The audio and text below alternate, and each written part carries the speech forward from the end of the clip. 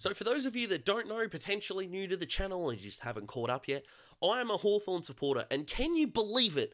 I am currently living in Spain. Sorry? Oh, the S is silent? Pain. Okay. Can you believe it? I'm a Hawthorn supporter and I'm living in pain. Or am I? The intra-club at Hawthorn didn't go great with James Blanck doing his ACL. Changkuoth Jiath has hurt his hamstring and will be out for up to 2 months. Dylan Moore has glandular fever, and Will Day has a stretch fracture, which did happen long enough ago that he will be touch and go potentially for the round 1 game against the Bombers. But seeing how much people are reacting to Hawthorn's intra-club, let's ask the aforementioned title of this video: is Hawthorn's season already over in the eyes of a Hawthorn fan? Let's go.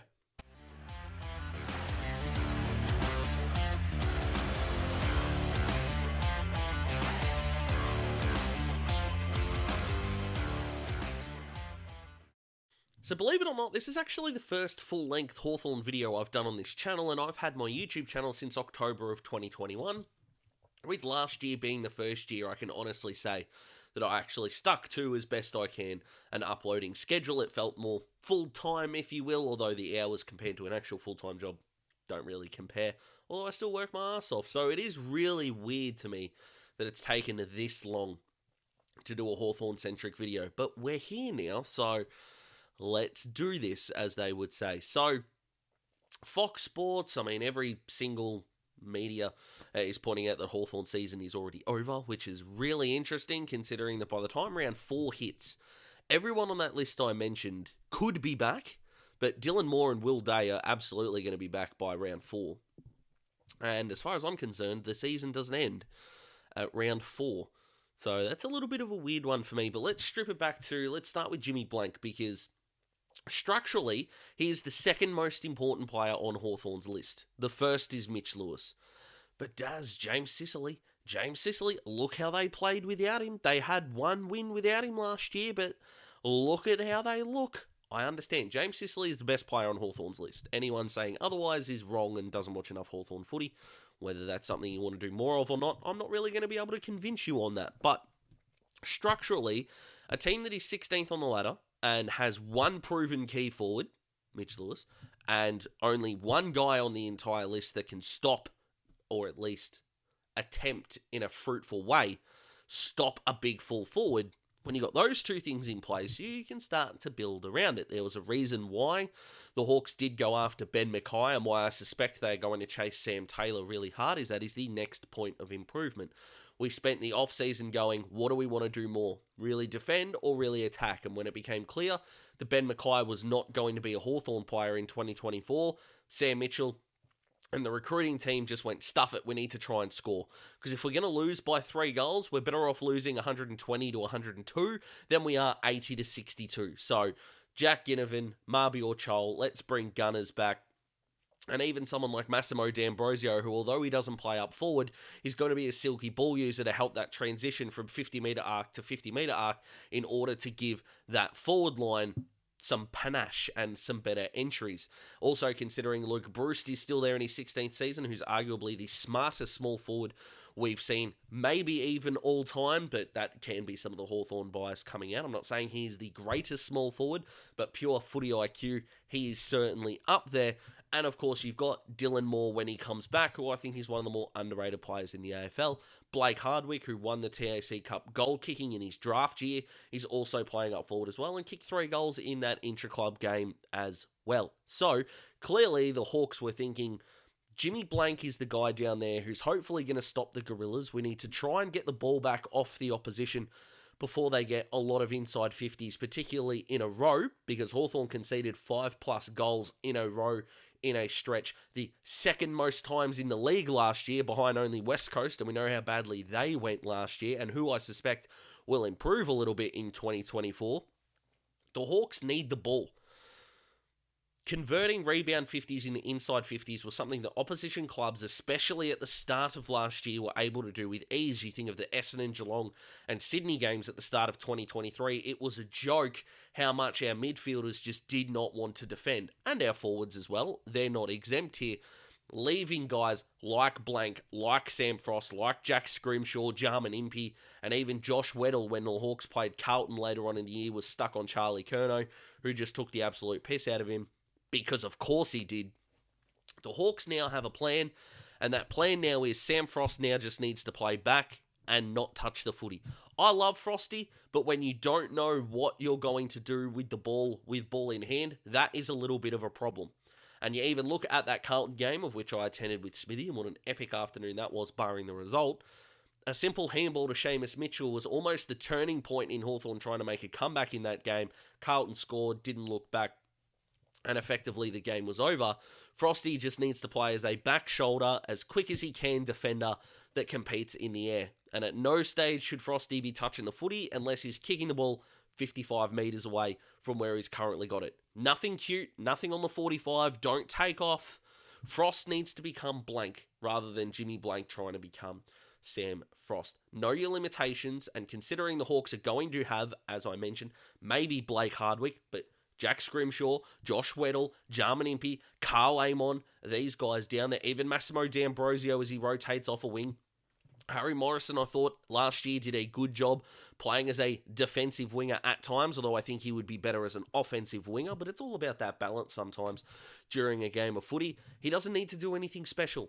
Now, the Hawks are going to be affected defensively because Jimmy Blanck is a better defender than Sam Frost is. That's just the truth. I don't really know what else to tell you there, but it does open up an underlying problem at the Hawks, and that is the next point of improvement, which is those key defender stocks. Now, this is going to be a potential awkward part of this conversation, because normally at this point you would be thinking, you spent pick 6 on a guy in 2020 who's a key defender, time to shine, and that doesn't seem to be happening at all. Denver Granger Barris is one of the nicest blokes I've met in footy.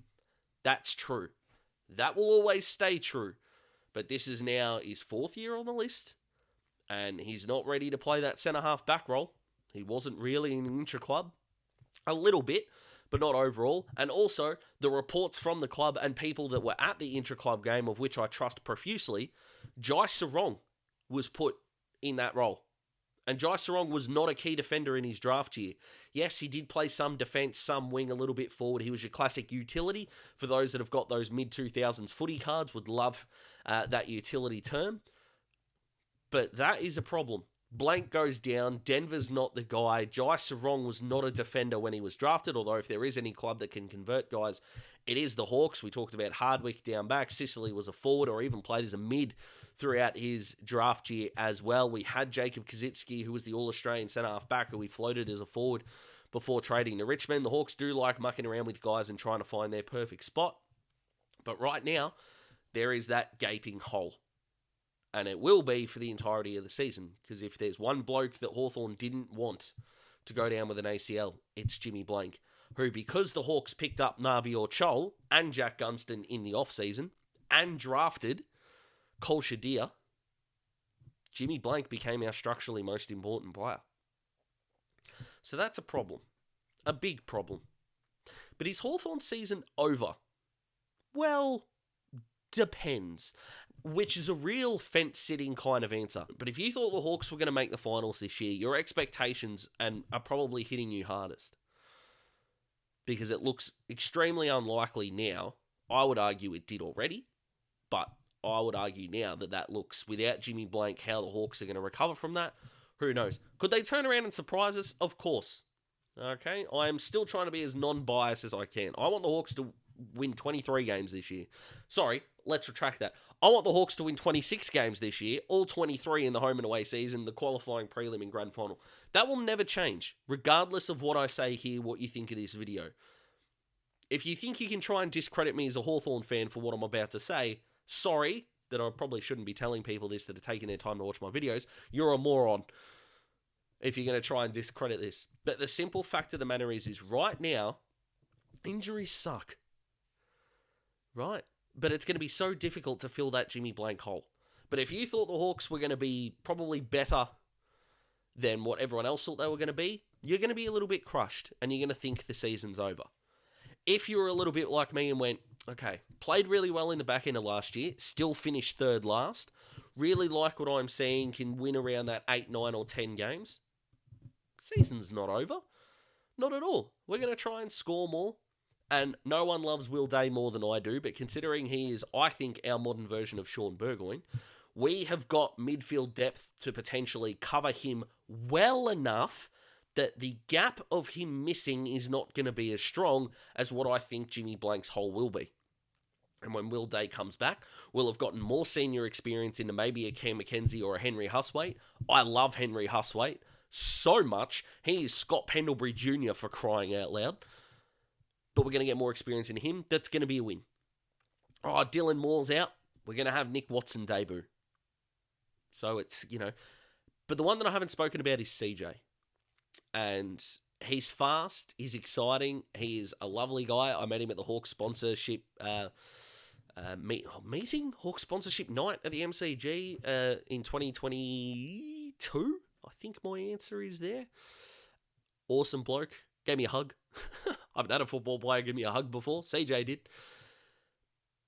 But we've got Massimo D'Ambrosio. We've got Carl Amon. We've got Harry Morrison, who are going to fill that role. CJ is not an elite kick of the footy. D'Ambrosio and Carl Amon are. And regardless of what you think of Harry Morrison as a player, he is more than serviceable. Is he as good as CJ? Probably not.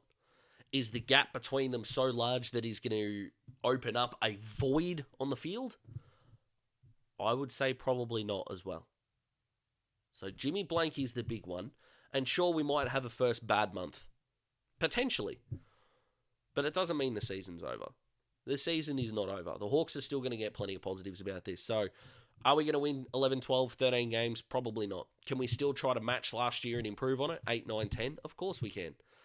Beat Collingwood, beat Brisbane last year. Hawthorn's big problem is going to be able to put their foot on the throat of the teams that are not that good. Yes, we beat West Coast and North last year. Yeah, we did beat Collingwood and Brisbane last year and St Kilda once. Pretty good teams there. Probably should have beaten Adelaide and the Giants twice. But alas.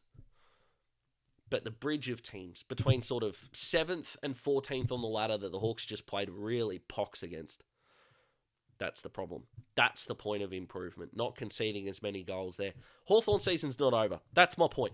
Let's stop exaggerating a little bit. And my final message is to those Hawthorn fans out there that I see on Twitter. I'm not calling it X, it's Twitter and Facebook, that call for stopping intra-club games. And not, let's make sure these boys aren't getting injured. I've even seen some people wanting to cancel the match sim against the Bulldogs. Yeah. And it's my generation that's going soft? Or it's the younger generation that's going soft? Really?